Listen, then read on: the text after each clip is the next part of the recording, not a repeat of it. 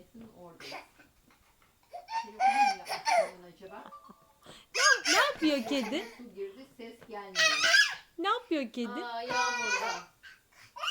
Güzel mi? Kedi. Kedi.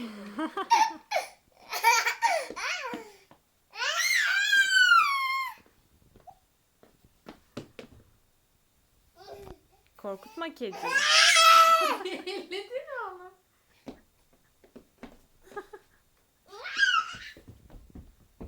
Öyle yapma yapma.